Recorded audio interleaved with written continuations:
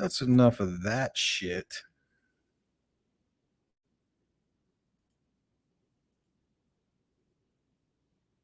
All right, let's dive right into it.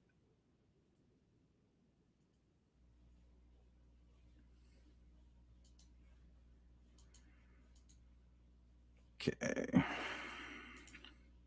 Well, it looks like the cold hard truth wants to talk about John Weaver. I don't have a problem with that.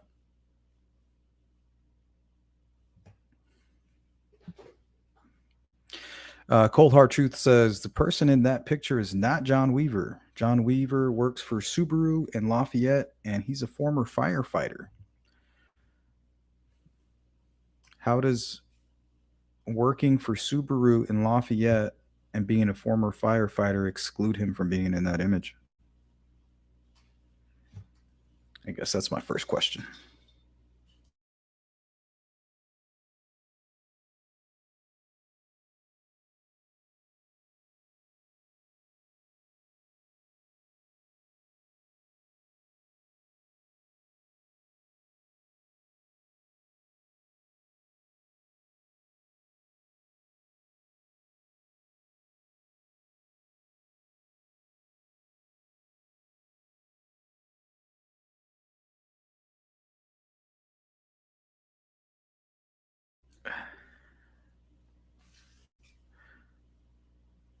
Oh, you can show me an image of John Weaver?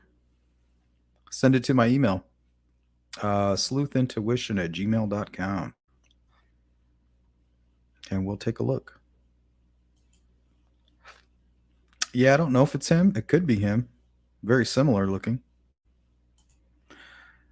Doesn't make a difference to me if it's him or not, but I do know that there was a John Weaver that was there at the same time as that guy.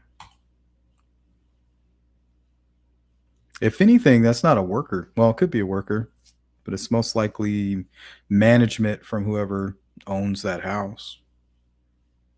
It's in their best interest to board it up for insurance reasons.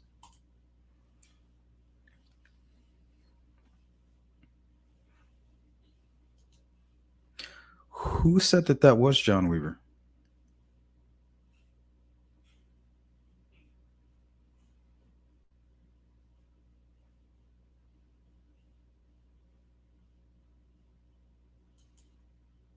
Okay.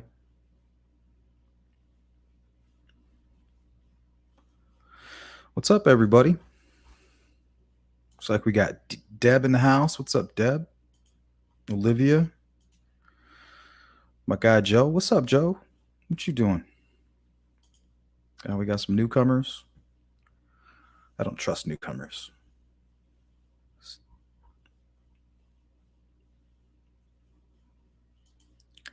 Good to see you, Crime Vixen. Chops.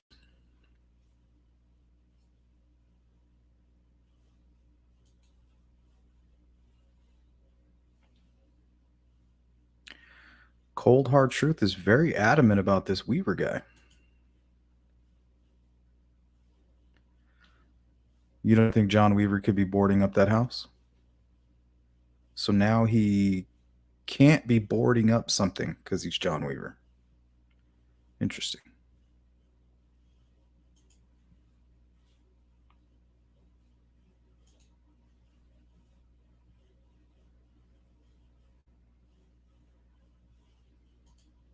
What's up, Sharon? Yeah, there's a lot of John Weavers. There's a Jon Weaver, but the one that's in mentioned in this article, I already got pictures of him. I've already verified who he is. He looks a lot like the guy in that image there. I wouldn't say a lot, but very similar.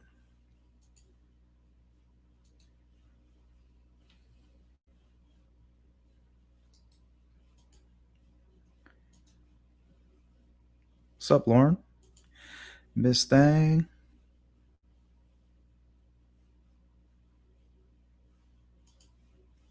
Yeah, definitely for management. Get out there and board those windows up for me. Okay. It's just some guy they hire. But to say 100% that that's not John Weaver, I wouldn't go that far. I don't think he looks like John Weaver, but the John Weaver that lived next to the Flora Girls and in Delphi. Looks very similar to that guy.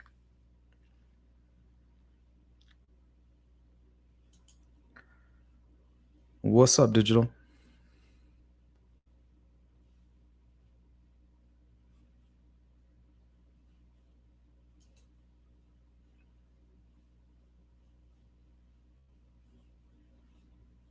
Cheek pitching granny. I got my eye on you. You're sus. That's all I gotta say.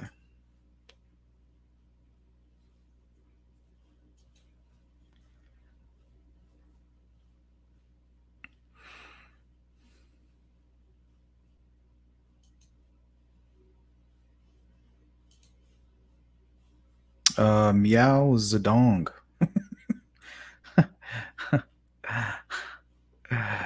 That's funny. It's a nice World War II reference. Meow Zedong. I don't know why that's cracking me up so much right now. That's funny.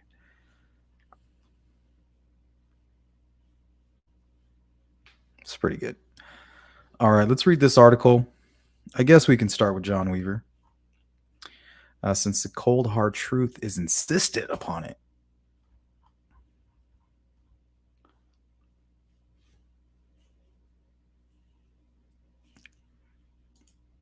Oh no, you're sus.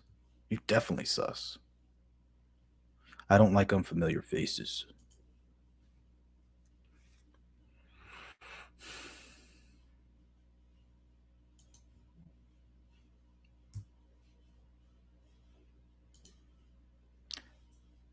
Especially ones with the same MO as some others.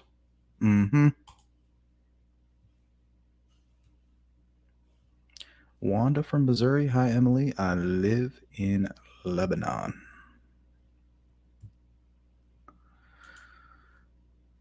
Shout out to St. Louis, Missouri. Missouri.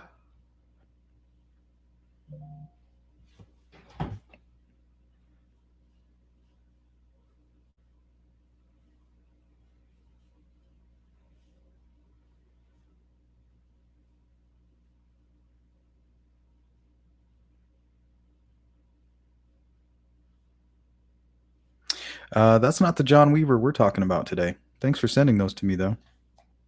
Don't worry, I did my homework today. This guy's not a mystery to me at all. I don't know if it's the same John Weaver that's mentioned in the search, but the John Weaver I'm going to discuss today is definitely the John Weaver that's mentioned in this article that was at the Flora fires.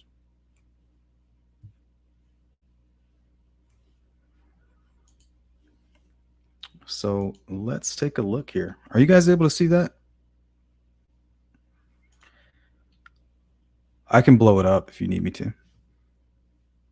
Let's try it this way.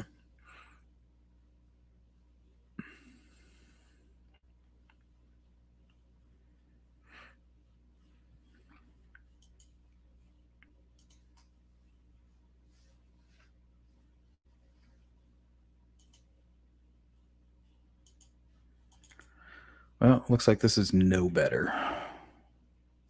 Okay, so I'm just going to read this.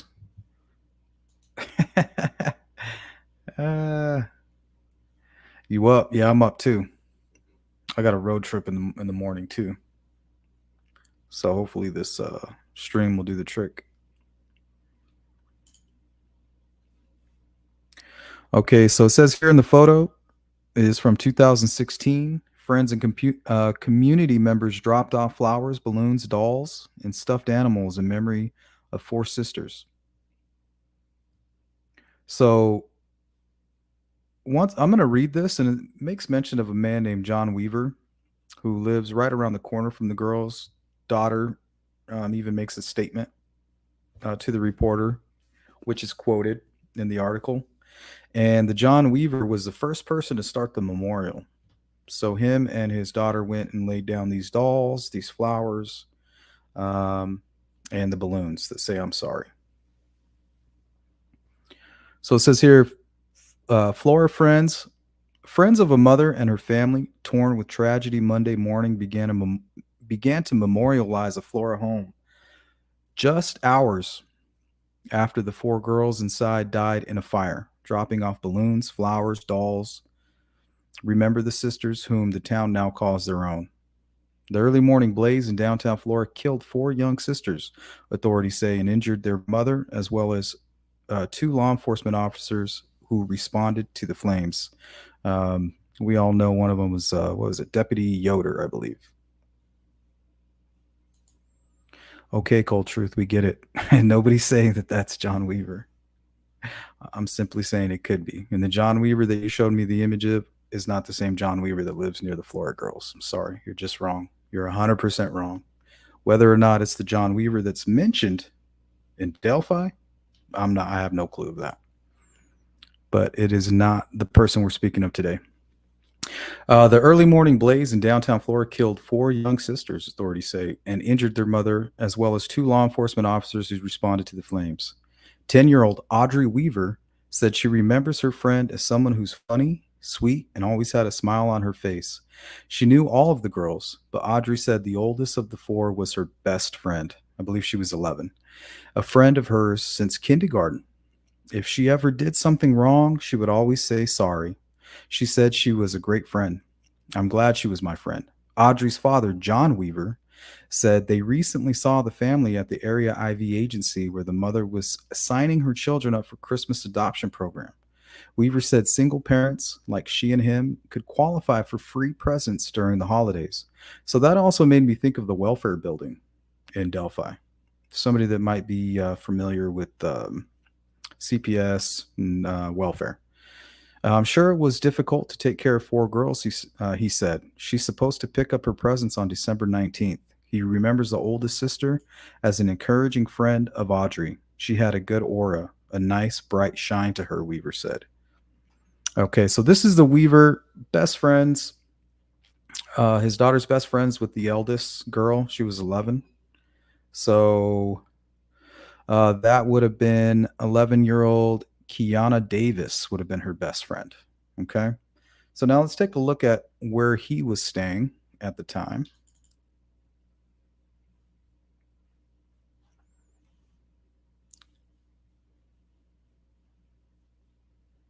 Okay, so I searched the address of a John Weaver that lived in Delphi near the girls during the fires, and this person also lived in Delphi during the deaths of Abby and Libby.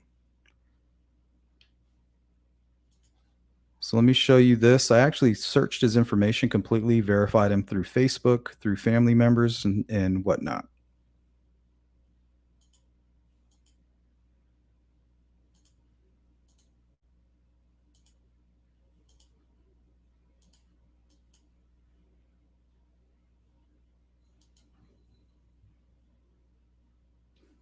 Okay, so you see here down at the bottom right, this is the Flora house here. And the John Weaver that's mentioned in the article, whether or not that's the Delphi John Weaver, I'm not sure. I never made that statement. Um, so I'm still confused who said it was John Weaver there. This John Weaver was near the Flora fires and did live in Delphi. So I'm not sure what you're referring to. Right here is where the girls died. This is where the Pizza King is located.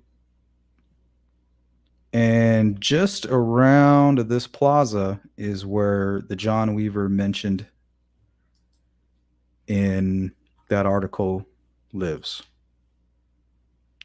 During the time. He doesn't live here anymore. He's long moved away. So he lived right next to the Flora Fire Department, which is interesting.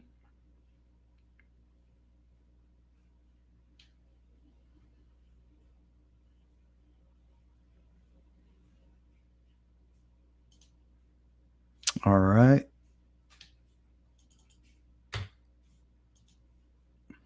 And I'll pull up the address where he lived in Delphi.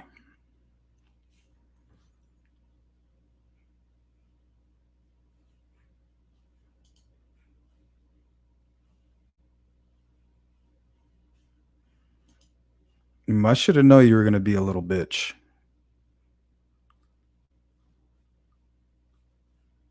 I hope that's a guy. Only if you're a guy. If you're a girl, you're a piece of shit.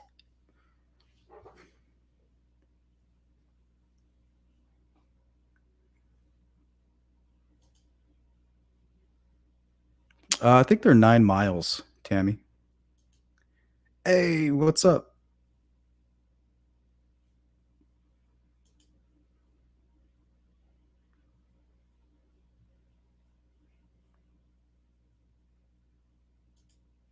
Right? What the fuck you doing here then?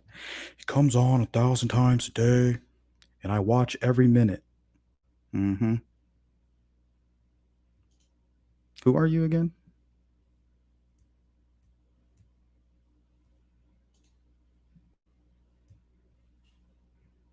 Oh, that makes a whole lot of sense. Well, you guys feel free. Any of the mods, if you just want to block them, I really don't care. I ain't got time for that. What's up, Marv and Frank? True Crime Unsolved. This must be Marv. I'm assuming. I'm not sure. But I did watch your guys' stream today. It was pretty cool. And I'm also going to talk about some stuff that you guys touched on not too long ago.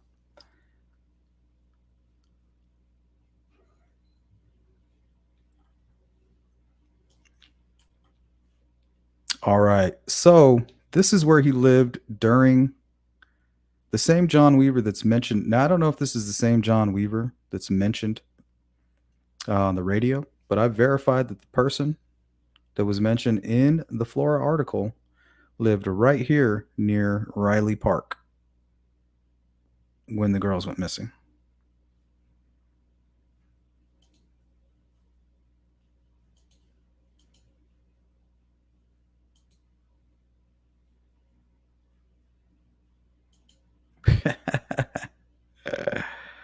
uh, yeah, we don't got time for troublemakers. Um, we're trying to do something. Whether we're successful or not, that's yet to be seen.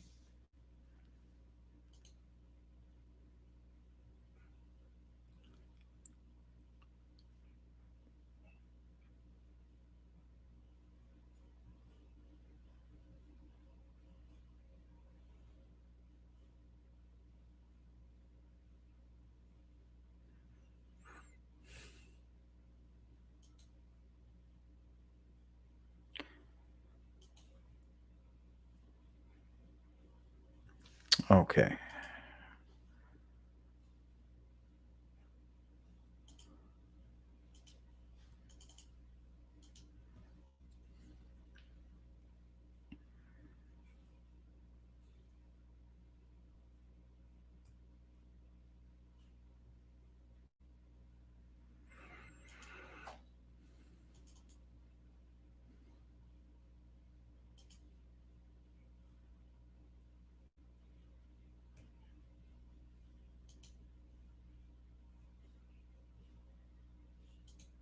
Hey, Susan.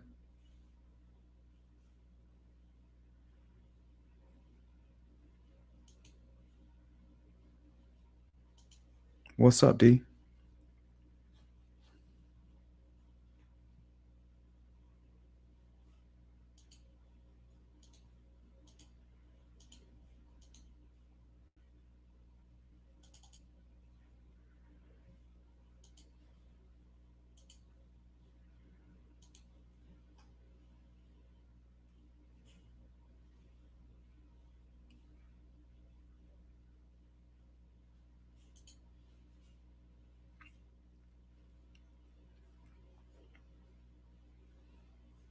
Yeah, it's kind of crazy that the guy that got charged with molesting a young 14-year-old worked right there across the street.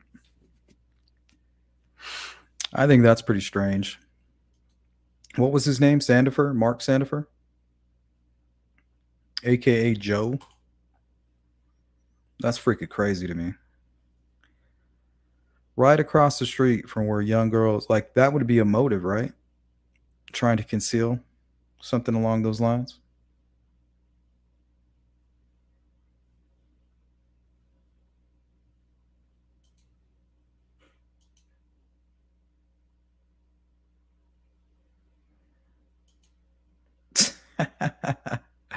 Yeah, Unicorn got blocked. He's too stupid to even know that I verified that. Like, if you're gonna troll, at least be good at it.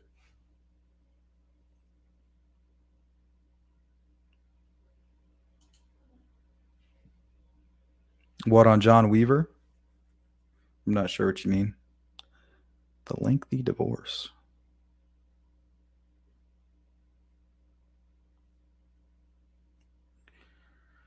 Yeah, super crazy. You got the Pizza King right across the street, and I guess the guy was like molesting a young 14-year-old girl. And I mean, look where the guy works, right across the street from where these girls burned. I mean, that shit's super suspicious.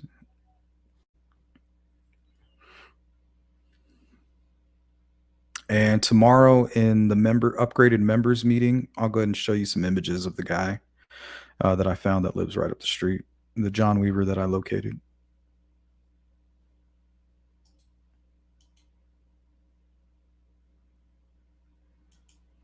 Well, yeah, definitely, obviously, and he's in jail, right? Did he get out, or is he still in jail?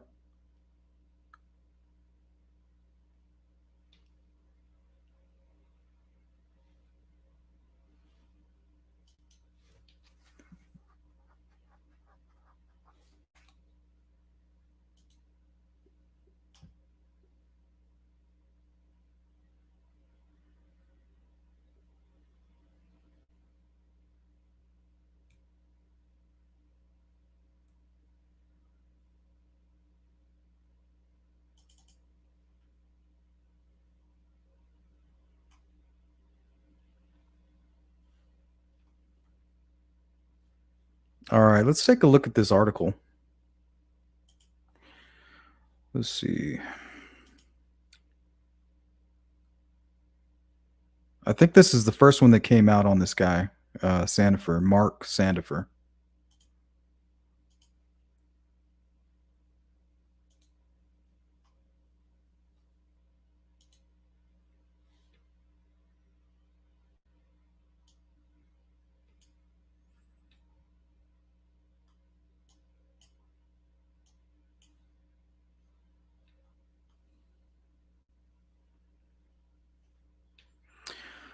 All right, so this guy right here. Sorry, my screen's going kind of haywire. Carroll County's first deputy, Major Michael Thomas, filed a probable cause affidavit in Carroll Circuit Court alleging Florida Pizza King owner Mark J. Joe Sandifer, 36, had inappropriate contact with a 13-year-old youth. Abby was 13. The court, I think this guy's wife's name is Abby too, which is fucking crazy. The court document stated the child was interviewed and stated Sandifer would touch her and make her touch him without consent. Thomas told the Comment Friday after he witnessed the forensic interview of the victim held at Hartford House Child Advocacy Center in Lafayette. He called Sandifer for an interview, to which he agreed. Thomas reported Sandifer did not make it to the scheduled appointment. So this dude bailed. They had to go find his ass. And he's the owner, operator, I believe, along with his wife Abby. Jeez. It's crazy.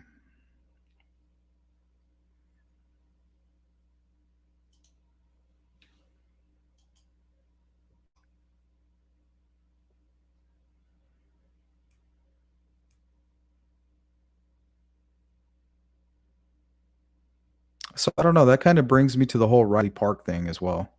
Let's say Keegan Klein or and Tony Klein has nothing to do with this, or in some weird way it's connected. I'm not sure.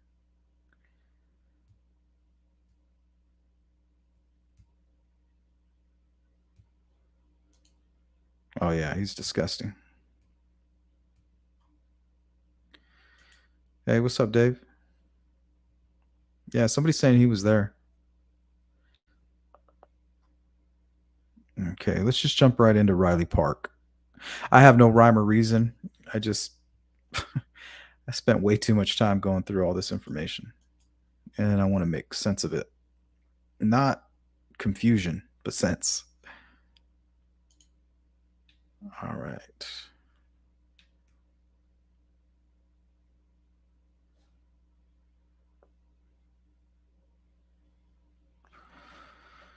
Where to begin?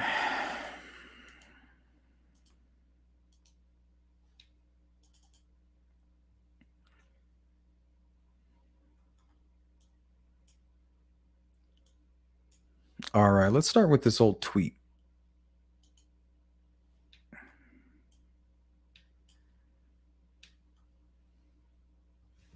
Okay, now this old tweet says Michaela's phone is dead, but she's still out looking.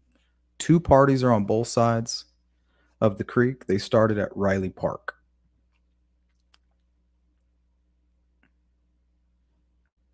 Riley Park. Riley Park is the same place the girls were on Sunday.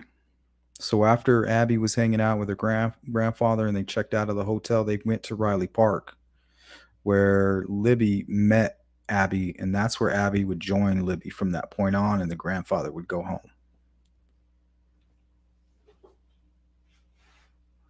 So I guess where I'm going with this, maybe there's something going on at Riley Park that day, with the suspect or something along those lines.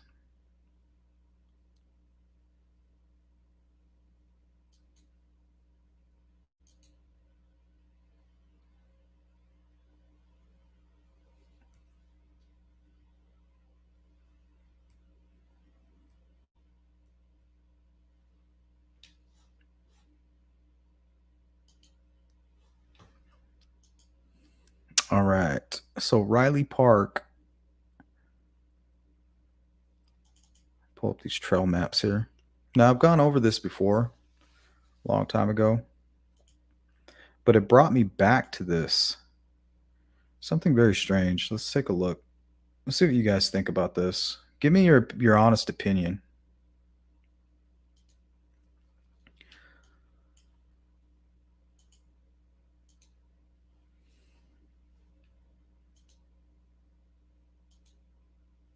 Okay. So this is Riley Park here. Now, if you notice something, from Riley Park, there's a trail that goes through the woods and under the freeway bridge directly to the south end of the high bridge.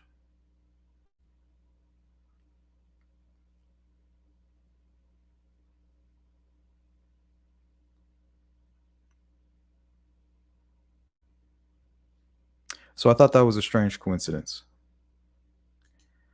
So if he saw them there on Sunday, maybe got their information. Hey, give me your Snapchat. They were hanging out. And maybe the guy lives near Riley Park.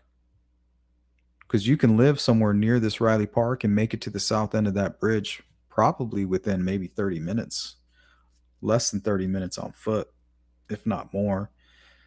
Because we know it takes about 11, 13 minutes to walk from the CPS building, which is just over here by the freeway, to the high bridge. So I guess it would take twice that amount of time, twice the distance. Okay, so we know for a fact the girls were there at Riley Park on that Sunday.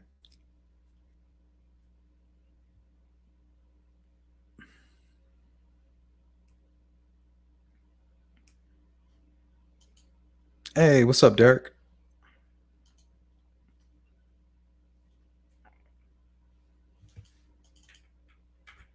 All right, let's take a look at the map here that I pulled up, kind of give you guys an idea of what I'm actually talking about from a satellite perspective.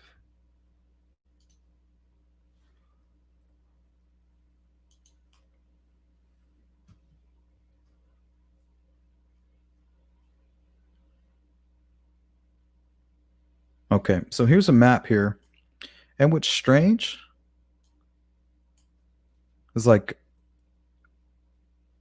the trail leads you right under the bridge. Okay, so here's Riley Park. This is where the girls were playing softball, practicing. Libby was trying to get some practice in before she started with the team. But apparently, there is a trail that leads this direction. And it goes right under the bridge and directly to the private drive here from Riley Park.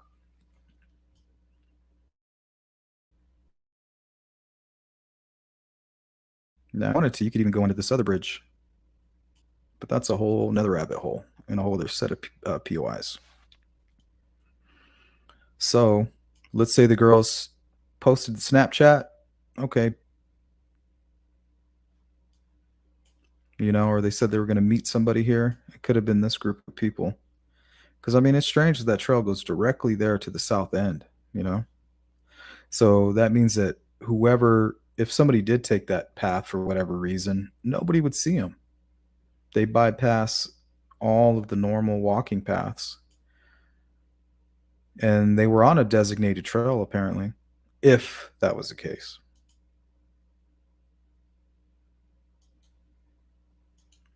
Yeah, Tamara, that's not far at all. My fat ass could walk that easy. I could even run that. That's probably like what, 3 miles? Maybe 2.5.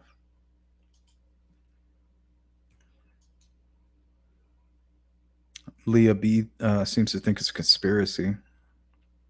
It could very well be a conspiracy. I mean, how else do you get away with something like this in the middle of the day on a popular trail?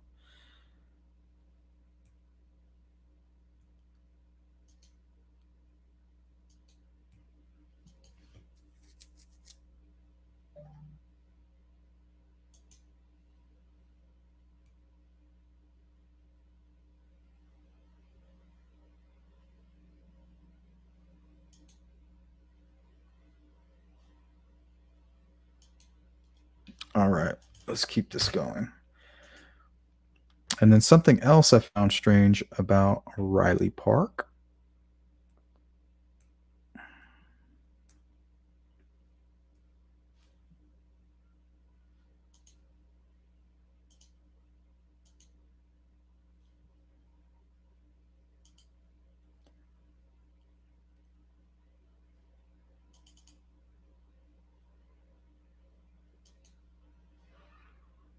This is also Riley Park.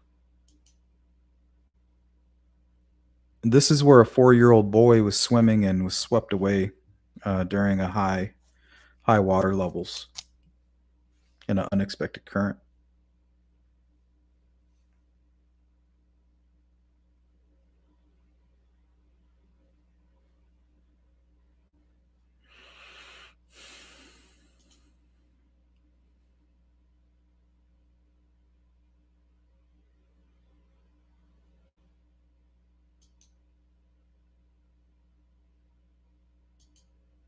Yeah, Lee, it's very possible.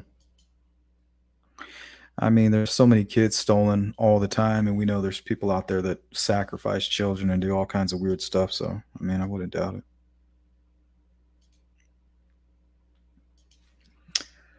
Good old Pastor Mike. Or no, Micah. Hit the lights. Micah, hit the lights. Remember that? Yeah, so right here, a couple years after Delphi, there was a 4-year-old boy that was swimming, and everybody was swimming. But what the little boy didn't realize is that there had been some floodwaters that came in overnight, and they didn't understand that there was like a undertow, swept him away. I believe he was found. There was a huge, dangerous search underway. I was kind of reading a little bit about it. It was pretty sad. And that also took place at Riley Park.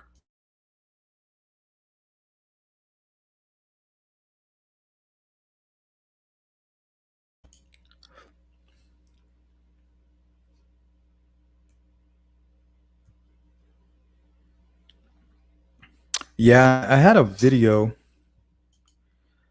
Nairori, of where they talked about the girls playing at Riley Park, and the grandfather was talking about dropping her off there. And they were playing ball at the hotel, and then she got a hold of Libby, and they agreed, to group up at that point. So who knows who was stalking them? Who knows what happened when the grandfather left? Said, I love you, Abby. I got to get out of here. I got a long drive. Who knows who they met? Who knows who they gave their Snapchat to?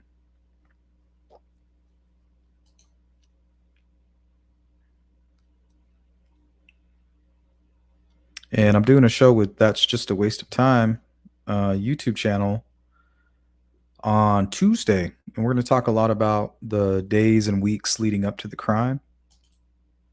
and he's got a ton of information, so I can't wait.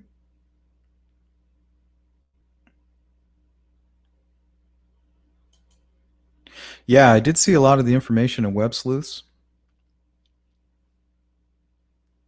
I did see some of it mentioned in there.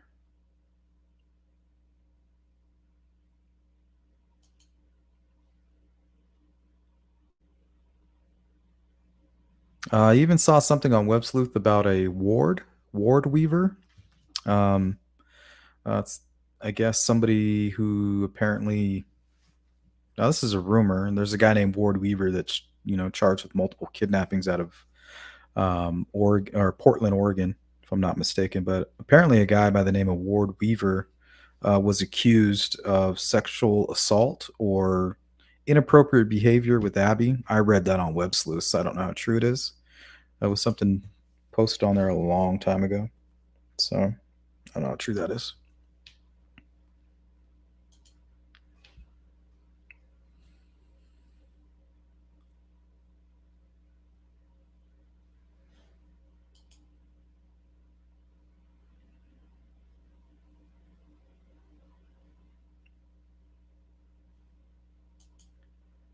Yeah, where the kid posted who was afraid.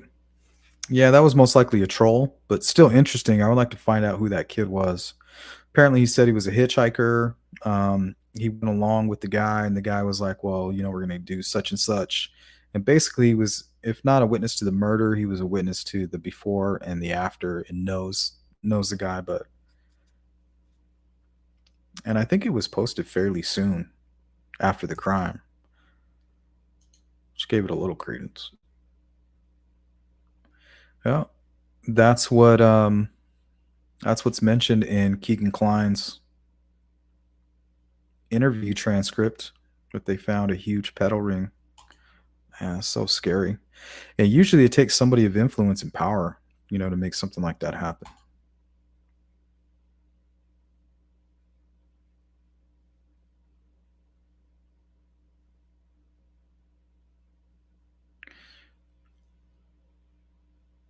And that was in Delphi, Hannah?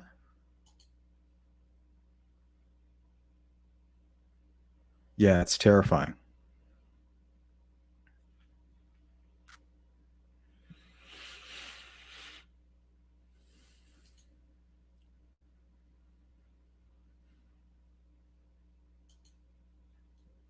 I mean, I don't know that for sure, but I know if there is a cover up or a conspiracy, it would take some powerful people.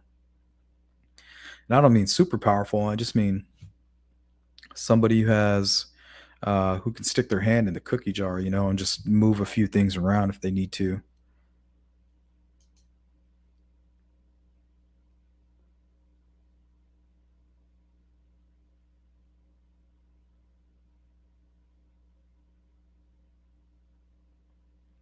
Check with Sunny Y. I just pulled up a map.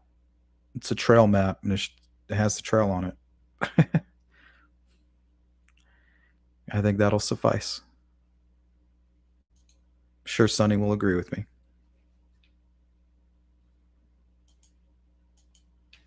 All right. So I think that's going to be it for the John Weaver, Riley Park stuff that I was kind of looking at. I was kind of at the end of my little rabbit hole adventure today. Two things that I wanted to share with you guys in regards to DNA. This question seems to come up quite a bit. So I figured it would be helpful because it was helpful for me. I wasn't sure until I seen this, and I've never seen this before. So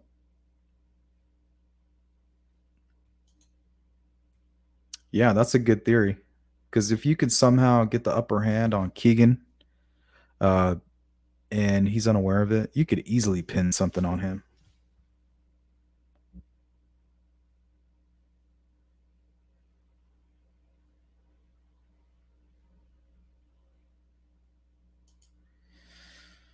Hmm. I'm not sure. It said that he was From what I understand, he might have been Ron Logan's cousin, but I'm not. I haven't verified that. That's what I heard today on when I was watching Marv and them. I looked into it. I wasn't able to verify it. I searched both names. They weren't cross-referenced as relatives, and none of the Facebooks coincide with any of the family members. So I'm not sure about that. And I think he was at a Monticello.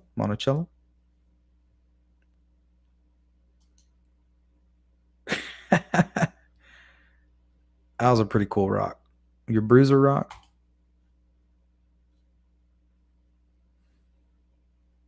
Yeah, catfish to catfish. I mean, that's a perfect way to get away with a crime. Oh, he was Pat Brown's alibi. Interesting.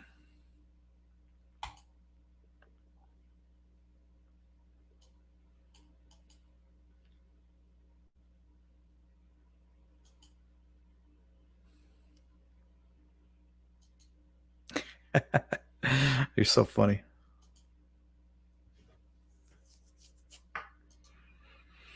Wasn't he Shane Evans' alibi? I don't know. I don't spend too much attention on Pat Brown or Shane Evans, honestly. I mean, if it's Pat Brown, I mean, come on. How ridiculous would that be for law enforcement? They would all get fired. Plus, we're going to talk about DNA right now. And they have DNA. And it's my understanding that Pat Brown has a criminal record where he has his fingerprints and DNA on file. So police tell me they have used familial DNA testing in past cases. And right now, investigators say they're using every resource they have to find this guy. We're going to work this case until we either solve it or until everything has been exhausted. But tonight, the man who killed Abby Williams and Libby German is still out there. People don't like to keep secrets, and sooner or later somebody's going to say something somewhere, and somebody's going to hear it, and we're hoping that person that hears it, they don't write it off. While Indiana State Police wait for that one last tip, investigators are using other tactics to track this man down, including DNA, which is being analyzed by the Indiana State Police Crime Lab. That information is then put into a national database. This week, DNA testing took center stage after police made an arrest in the 30-year-old murder of April Tinsley. The 8-year-old Fort Wayne girl was kidnapped, raped, and murdered back in 1988. Police used what's called familial DNA testing, which analyzes DNA samples with public genealogy data. That information led them to John Miller, who confessed to the crime. I asked Indiana State Police Sergeant Kim Riley if his investigators are using that test in the Delphi case. It's something we are using in cases. Are we using it in this specific case? I'm not going to say one way or the other. But Riley tells me familial DNA testing means is yes. available to the department and says investigators are working closely with those who cracked the Tinsley case to see if their methods or findings could help solve the murders of Abby and Libby. We are using information from that case to help solve any other cases that we have. New technology that gives Abby and Libby's families hope. Whatever it takes, whatever it takes. If it's familial DNA, that's fine too. This is another tool in their tool belt to help bring our case to justice.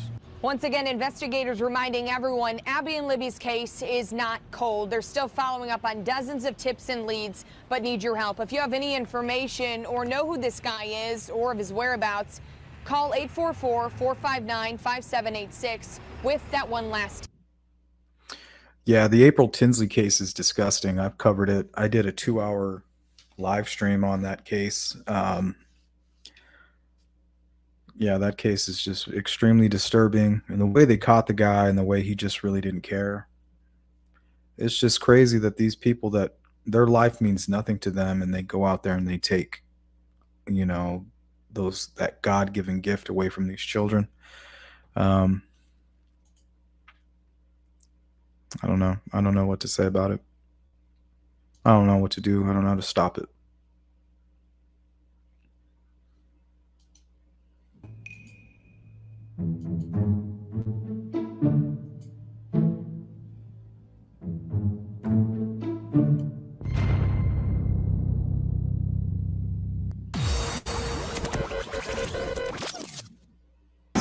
What's up with the investigation? I mean, like, how come nothing's came forward? I mean, it seems like a lot of It's just one of those situations where we got a case that this person's never apparently committed a crime before. We have, You would feel that he had never committed a crime. He has no DNA in the database. Well, I can't comment on that, but I'm just saying that's what it looks like. I mean, it's a possibility he's done something, but we can't find no traces of it. That was my first thought. I thought anybody at that age that would commit a crime like that would have cars. Well, you never know. You got to start somewhere. I'm not the jury. All we do is collect No, evidence. right, but that's why I was just and try wondering to if there was anything that you could share upon. Not at this point in time, no. Okay. But appreciate you asking. I am wish keeping there my was. eyes on it, as hard as I can. Thanks for It's just one of those situations when we got a case that this person's never apparently committed a crime before.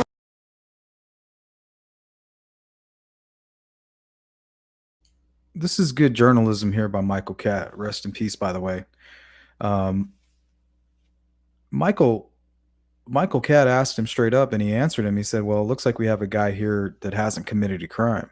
So this was the birthplace of my mean teens theory. It was at this very point where I said, "Well, if he hasn't committed a crime, it's most likely because he's a young person.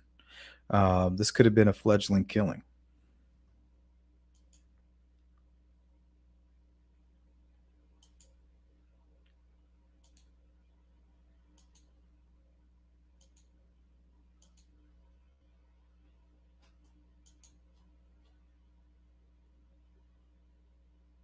Yeah, it's a very old case. It was a cold case, and then when familial DNA came out, they were able to crack the case, and they busted the piece of shit who was responsible. He was no good.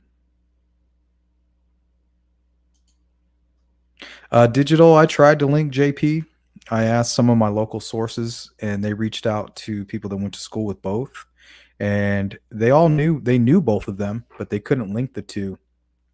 Um, the reason I was curious because they were both in the military, they're both the same age.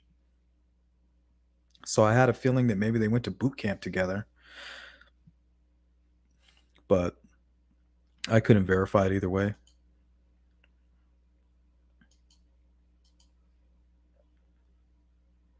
But friend number one, the guy you're talking about, has a Facebook if you guys, or has a YouTube if you want to go check it out. It's videos of him like pulling pranks on his military buddies, talking shit um, about where he's based and his company and all that stuff.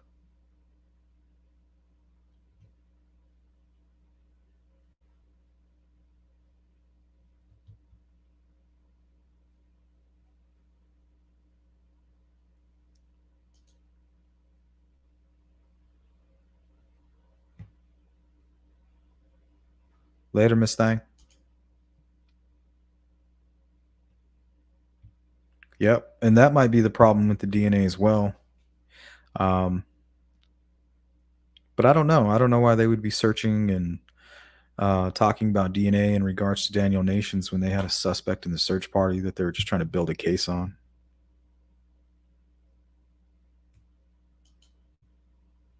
I'm not sure. It's the first I've heard of that. I know he did own his own business and it was growing at one point.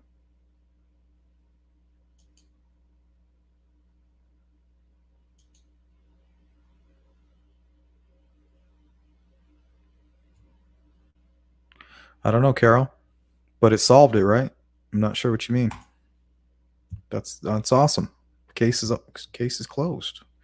What are you saying?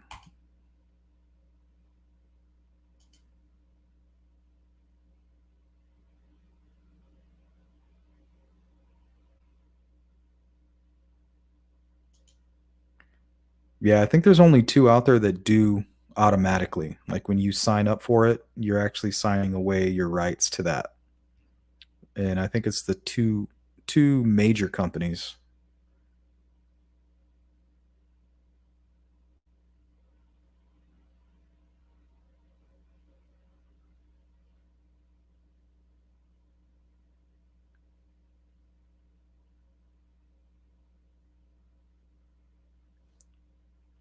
Okay.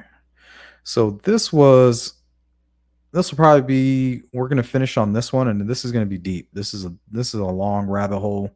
I know Frank and Marv have talked about some of this information, so I'm sure there'll be a good source of verification for us.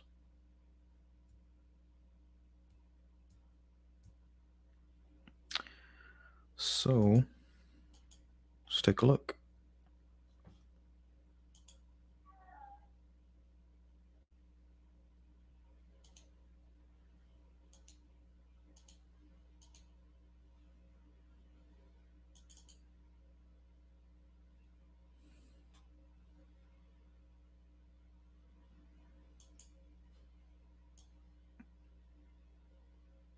Oh man, I lost the whole Twitter thing that I pulled up for this. Oh well, you guys probably are familiar with this anyway. Okay. Have you guys all seen this? Um, the B. Phillips sketch that was sent from prison to a journalist on February 24th, 2017, just not too long after the crime.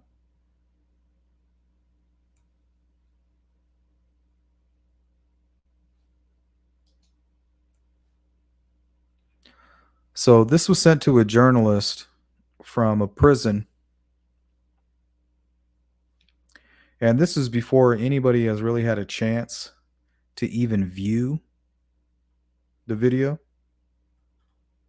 in its entirety. And this is what he came up with. This is exactly what's going on with that image. You know, he's got his face covered, probably with the bottom half of his hoodie, maybe, or a t-shirt or a scarf, uh, short billed hat, left hand in the pocket, not quite sure what that is, maybe a knife, cell phone holder, not sure, and then a brown pouch that seems detailed, like I'm not sure what that is. So this seems like a very strange image for somebody to present on the 24th. This was before they raided Keegan Klein's house.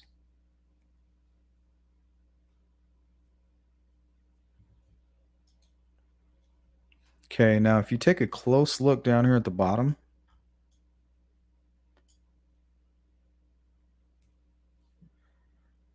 signature is B. Phillips 22417.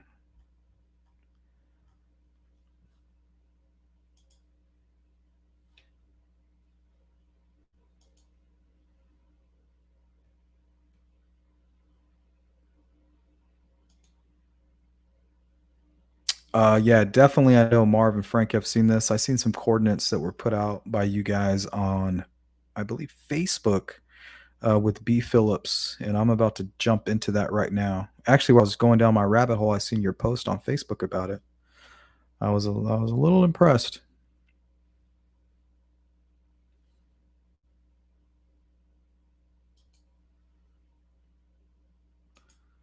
Hey, what's up, Hudis? Hudis says it took them 2 months to narrow down April Tinsley's murderer. Then a day KR2 for them to collect the trash evidence with DNA to compare with it, previous DNA, and confirm.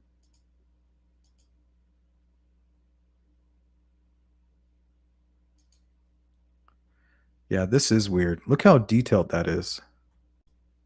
I mean, what is going on over here? Like, what is this? This almost looks like some type of Bluetooth device or something. It's crazy.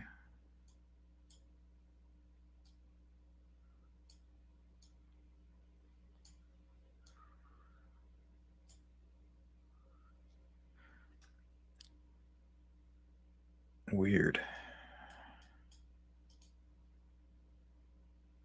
No, because the post was March 3rd of 2017 is when the guy actually received it. He said the day he received it, he posted it. So if you guys want to go on to Twitter, God, and I had it for you guys. I'm so sorry. But yeah, if you search B. Phillips sketch, prison sketch, it'll pull up the guy's Twitter. And he talks about it, and there's a whole bunch of people commenting on it. And it's just so strange. And it also has him in flames. You see that? Like the floor fires.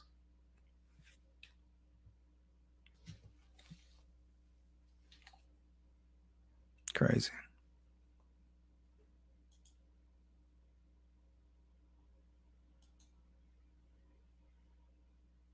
Yep, Brian Phillips. See, Deb's done her homework, and we're gonna dive right into that.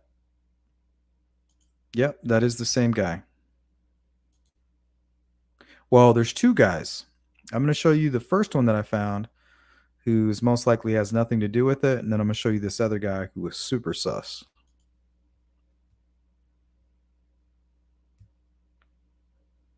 Microphone for yellow. Yeah, he could be live streaming. Like, what is all this shit here? Like, look, he's got the hoodie in the back, and then he's got like the scarf covering his face, or whatever this is, almost like a spare shirt or something.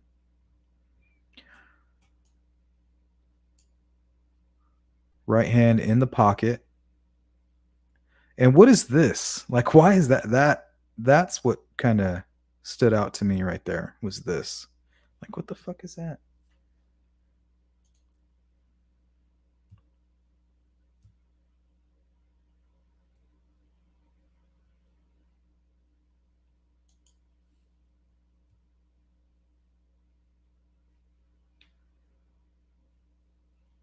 Yeah, what the why? And even that's there.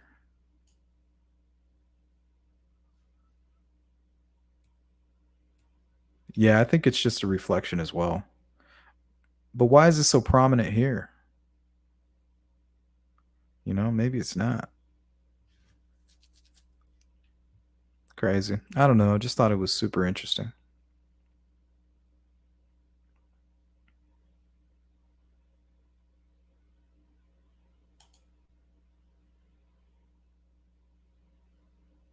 Yeah, it doesn't seem out of the blue. And some of the comments on the Twitter were asking people what was the signature on the back. I guess maybe this person gifted this to somebody else.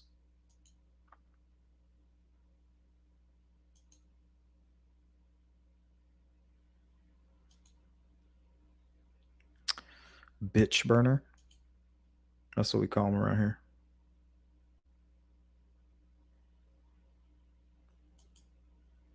Yeah, Deb's on point with it. And I'm about to show you how on point.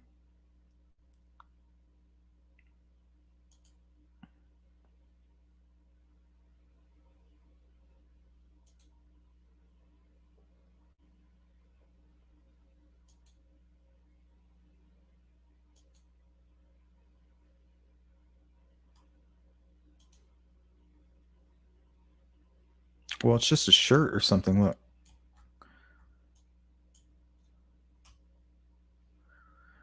I think he's just trying to explain why it looks like this. Kind of like how when some people see it, it looks like a mask or goggles right here. It's almost like the artist is trying to tell you exactly what it is. You might be. Partial mask, yeah. Walkie-talkie. I've heard that.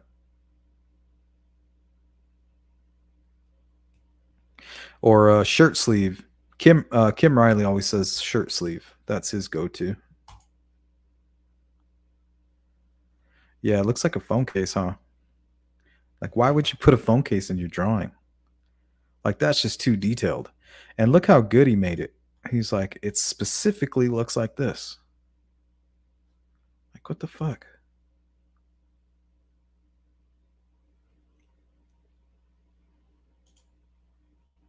Oh, I'm sure he's over at As Above, So Below's house, making out with him.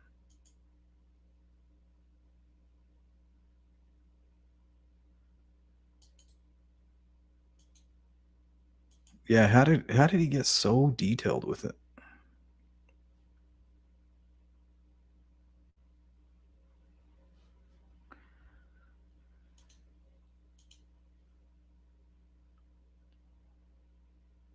Yeah, you have to opt in.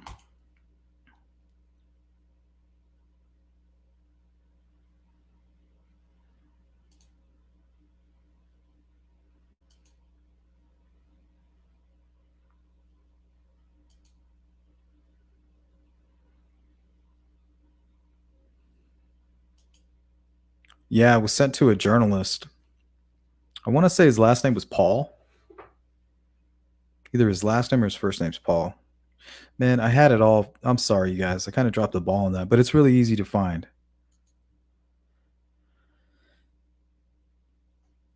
I think his post was on like March 3rd. That should help.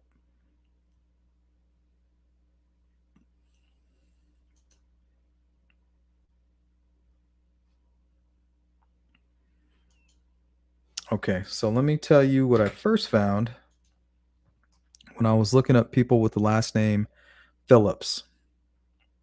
B. Phillips.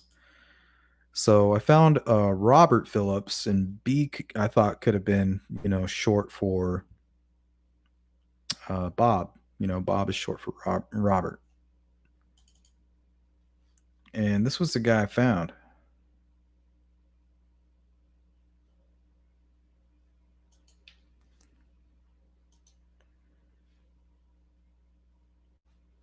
So I'll read this article.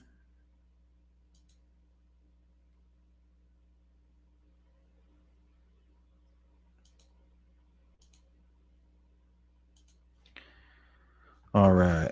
So I was like, holy crap. I was like, man, this dude looks like the old bridge guy sketch, or kind of like what the image looks like.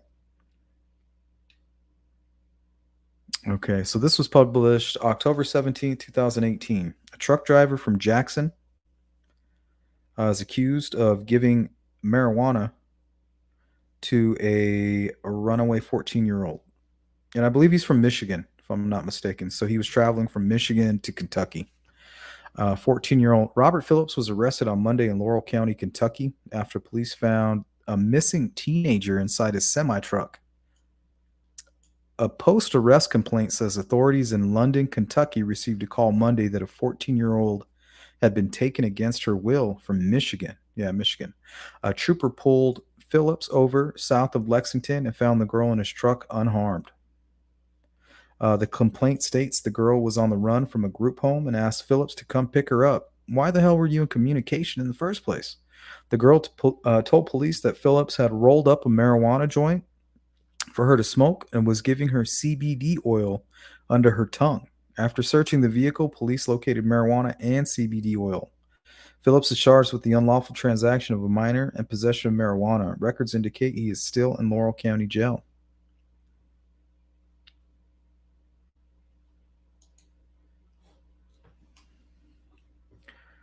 So the dude was a truck driver, which is suspicious, and he drives through Indiana constantly. All right. So I haven't had a chance to pull any records on these guys. I pulled up their location. This guy has no connection from what I can find to Delphi. But I did find a video on him, so we might as well take a look at that.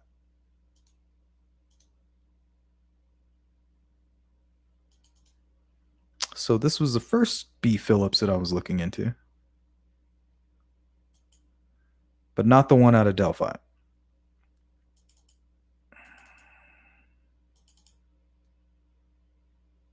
Yeah, that mugshot, right? Who was found in Kentucky with a missing teenage girl. 57-year-old Robert Phillips was arraigned this morning. News 10's Megan Heiler went to his neighborhood today. There are a lot of rumors flying around on social media about how that teenager ended up in Phillips' truck in Kentucky. That has neighbors who have lived near him for a while not knowing what to believe. I was shocked, very shocked. Kim Kolowick used to live right next door to Phillips. She has been following the story on Facebook and in the news and isn't sure exactly what happened. She used to see him outside a lot working and says he always seemed normal. I thought he was a very nice guy when I lived next to him. I mean, things can change, but I thought he was all right.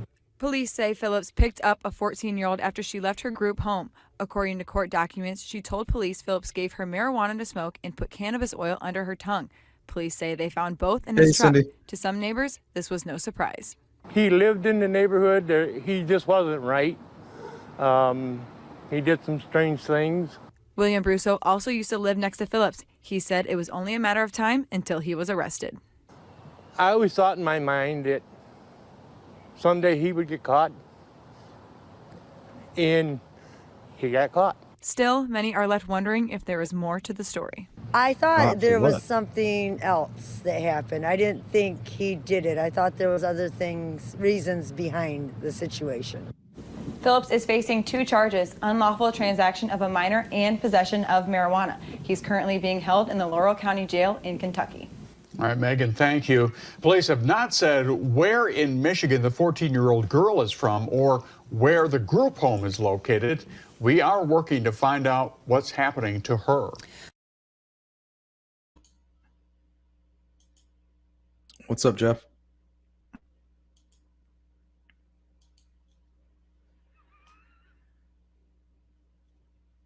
Yeah, one lady was like, "Oh, he's cool." Yeah, because that's probably where you got all your weed from and your CBD oil. All right. So that's all I had on this guy. So I was wondering if maybe he was in jail still, and he's the one that made the drawing. But I have a feeling it was this guy here. Let's take a look.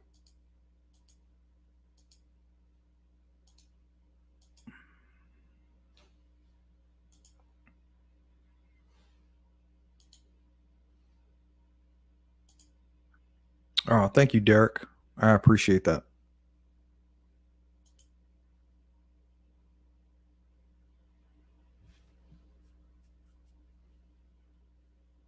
Yeah, me too.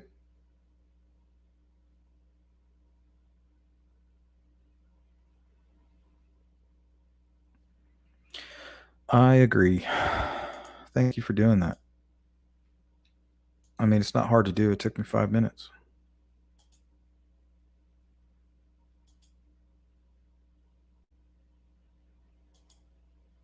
I appreciate you, Derek. I really do.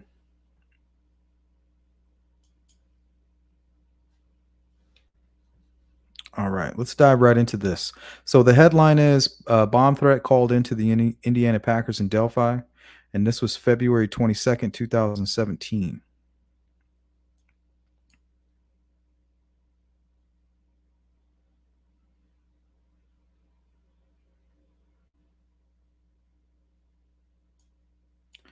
Oh, wait, this might be the wrong one. Hold on. Oh, yeah, they mention it. I'm sorry.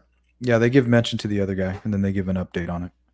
Okay, so production at Indiana Packers Corp in Delphi was interrupted Wednesday afternoon after a company's employment office in Lafayette received a bomb threat. Carroll County Sheriff's deputies were called to the meat packing plant at 1:10 p.m. February 22nd on a report of a threat that had been phoned into the office in Lafayette, which the caller threatened 2 bombs, according to police. I have a whole folder on the bomb threat, did a whole show about it. If you guys want me to follow up on that, we can at another time. Carroll Sheriff Tobe Lesenby said police remained at the scene until shortly after 4 p.m., helping Indiana Packers management and other law enforcement search the plant. The search turned up nothing, Lesenby said. I think somebody must have thought we had a bunch of downtime. That's strange that he said that. But I actually think they called in a fake bomb threat at this point to follow up on a tip about somebody, because they did leave the building with a bag filled with evidence, and an evidence bag was boots and some other items. Lesenby said, and just as police activity at the plant wound down, he clarified that the activity was unrelated to law enforcement's ongoing investigation into the murder of 2 teenage Delphi girls. And what's funny about this story is that Julian Powell told me that he tipped in somebody that worked at Packers a few days before this bomb scare. And the person that he tipped in, I actually spoke to, as one of his family members, told me that yes, in fact, he was working at Packers, and he's fully aware that he was tipped in by Julian. So I'm wondering if they really suspected him and they took the tip serious, and that was the reason that they called in the fake bomb scare. But that's just some more conspiracy theories from the sleuth. Sheriff deputies were joined by Lafayette police. And I skipped something here. Regarding the homicides. Okay, here we go.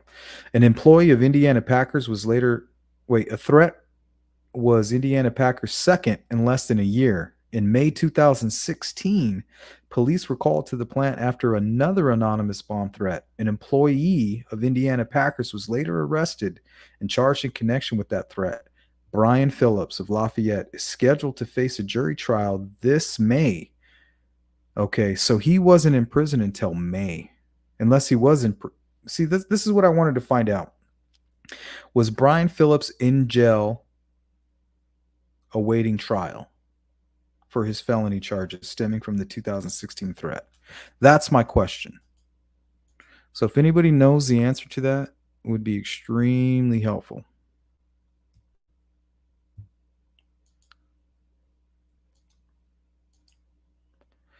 What's up, Boston?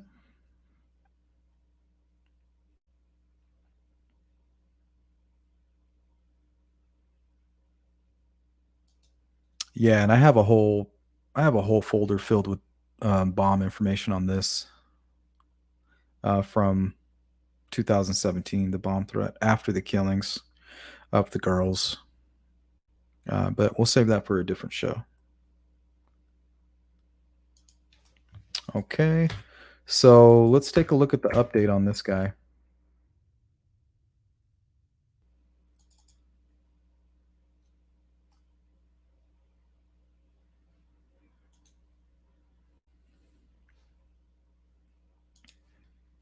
Okay, so this is a picture of Phillips in 2016.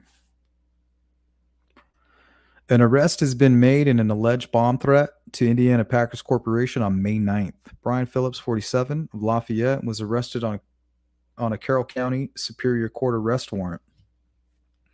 He was taken into custody at his Lafayette residence by Lafayette police early Friday, May 20th, and jailed in the Tippecanoe County Jail. He was charged with 2 counts of false reporting as level 6 felonies. Phillips would bond was affixed in the amount of $5,000 cash. Phillips was also detained in regard to a writ of attachment issued from Tippecanoe Superior Court 4 on an unrelated matter there. Phillips remains in the Carroll County Jail as of press time. So I wonder if he's still in jail when this journalist received that image. What do you guys think? According to a Friday afternoon press release from a Carroll County Sheriff's Department, Phillips' investigation began in early May when an anonymous caller telephoned both IPC and Carroll County E911 reporting a threat to deliver explosive devices to the pork processing facility south of Delphi. IPC personnel were evacuated from the facility for nearly 3 hours as precautionary measure. Area explosives detecting canines from Purdue University police in Cass County were deployed into the building but found no indications of any explosives. County detectives Kevin Hammond and Tony Leggett followed up on the phone records, and Lafayette Police Department dispatched recording their search to Phillips. Information was filed with the Carroll County Prosecutor Office leading to criminal charges filed on Phillips. Once Phillips' court business is complete in Tippecanoe County, he will be transferred to Carroll County for an initial hearing here. Our detectives did an outstanding job of working diligently on the case, and their hard work culminated with an arrest, Sheriff Tobe Lesenby stated. I commend Hammond and Leggett for their efforts. So Tony Leggett, he's heading up the investigation right now on Abby and Libby. He's the guy I talked to in regards to Julian Powell. I spoke to him.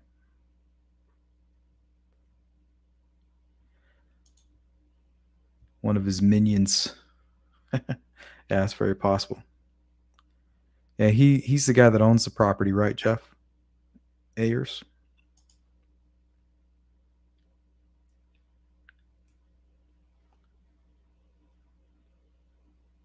Yeah, because we know from Kyle Keener that there's footprints. He took some good photos of where it looks like the killer went up the embankment, and there's definitely boot marks there.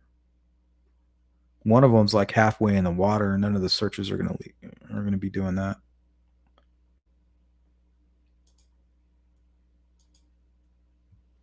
Okay, so let's continue on with this guy. We are running out of time. I want to make sure I get all the stuff out there.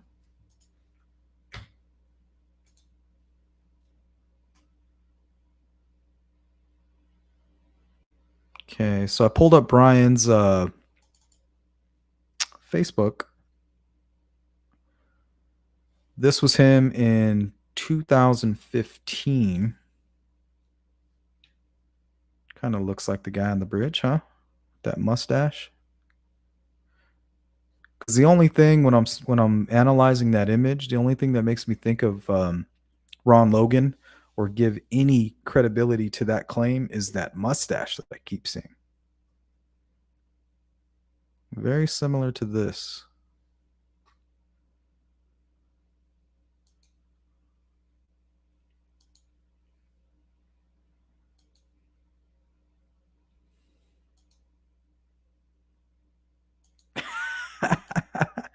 Yeah, that's a bad stash. I mean, that's a very rapey stash, if you ask me. Tara Lynn, I'm not sure. Every once in a while, I'll shoot him an email, and he answers when he wants to. He'll usually respond to me and try to trick me into sending him money or something. It's really weird. And then one time he asked me to share a GoFundMe for him, and then he got visited by the FBI, according to one of my sources that lives with him. That he was actually raising money to to take a trip to Washington D.C. to assassinate the president, or something along those lines. Like he's completely out of his mind.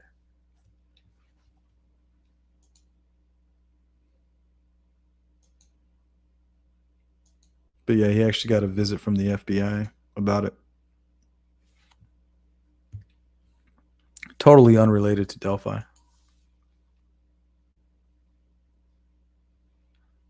Yeah, Freddie Mercury has a real stash.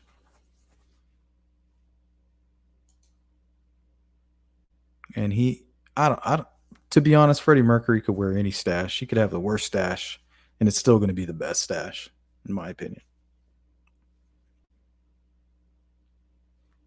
So we got that image. Let me check this one. I think this one's a little newer.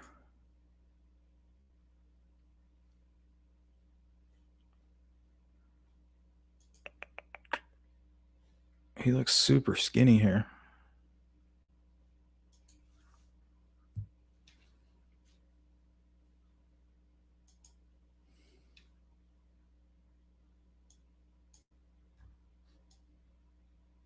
So this is 2017. And this one I think is like 2000, end of 2016.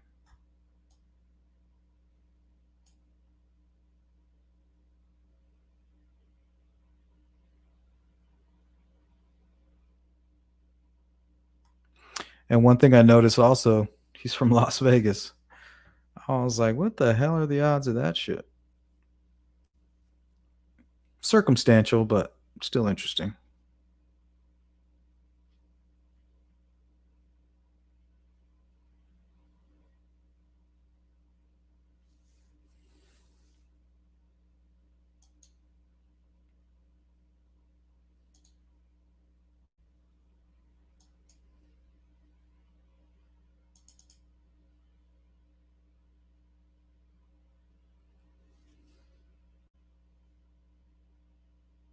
Mm-hmm. He looks way different.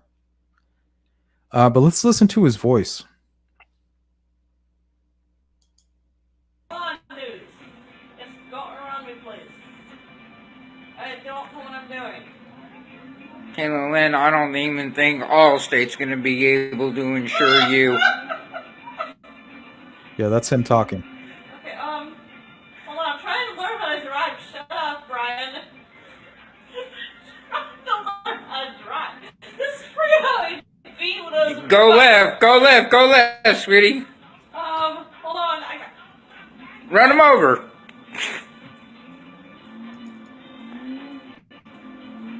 Be like, get out of my way.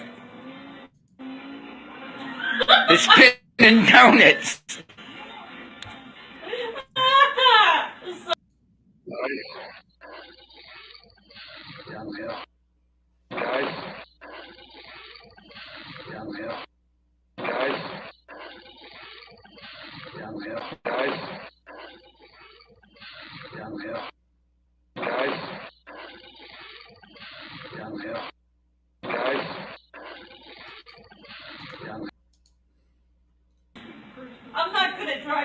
Hey, was you the one that hit Cheney's car, the Mustang, in front of the checkerboard the other night?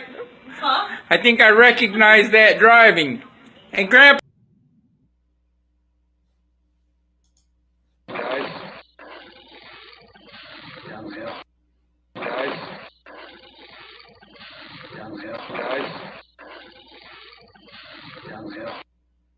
See, I couldn't tell.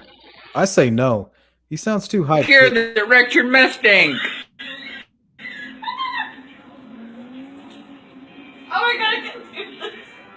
What am I doing? Sounds like a Mika cartoon. girl. Go. Oh, it's like fighting against myself.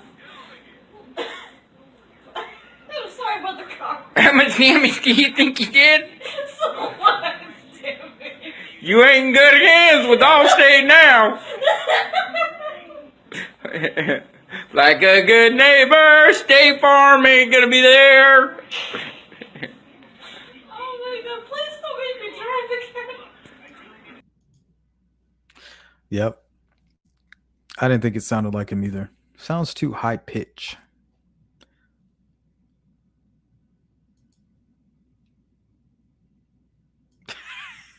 That little TV.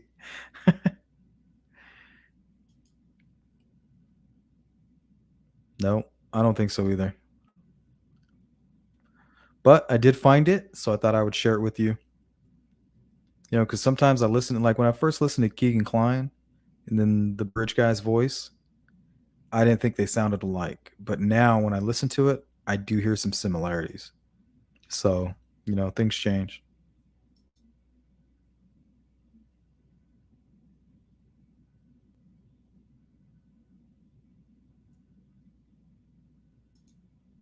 Mm-hmm.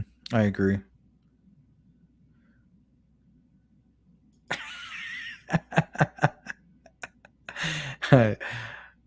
Damn, Chopper.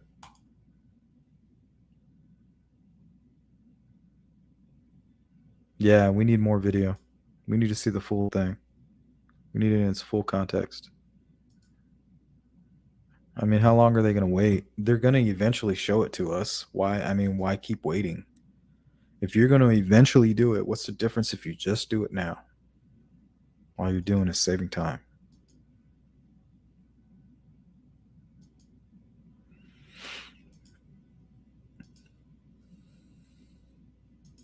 All right, guys. Well, I'm about to get out of here. If you have any other questions, go ahead and punch them up in there. Thanks for hanging out with me and helping me kind of figure out all this information. I'm going to look further into it and see where it leads.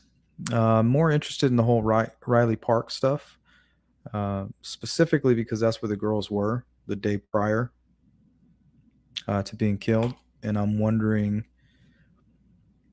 if that has any connection, especially because there's that trail that leads right to the south end of the bridge. And that's where down the hill is. I mean, why go down the hill? You know, maybe to go back in that direction. I'm not sure. But I do have a road trip tomorrow, so I probably won't be doing anything on Sunday. And then Monday, we'll just hang out.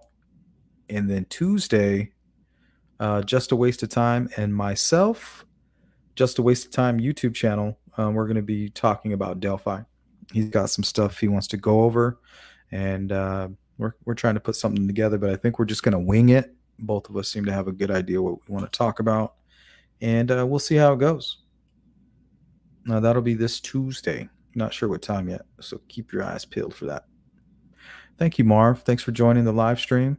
Your participation in the comment section is invaluable, so thank you so much. And it's good to see your guys' name pop up when I'm researching information. It's good to see you guys on top of it.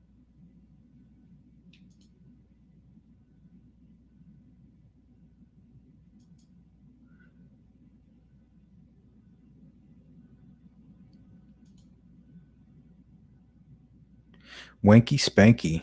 Yeah, they hang out at the CPS building too.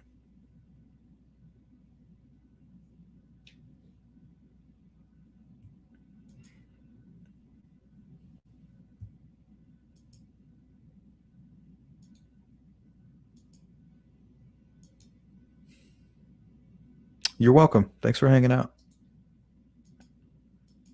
Hopefully any of this information will be helpful.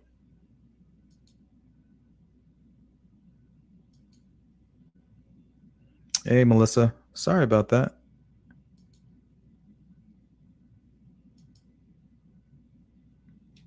Thanks, Digital. Yeah, the first audio, I have it. It sounds crazy. See, that's the thing. You got different sketches, you got different audio. And I mean, I'm sure what they're dealing with must be frustrating. You know, they give us the final product. We don't know what they were dealing with. We don't know what the original version was. Maybe it's almost like if they gave us the original video, I wonder if we could even do anything with it. I think I'm more curious about that than anything. I would like to compare the original to what NASA did with it and see if they improved it, if they need to try again. I'm just not sure. I would like to see and compare for myself. All right, guys, that is my key. Hour and 1/2 right on the dot. Have a good night, guys.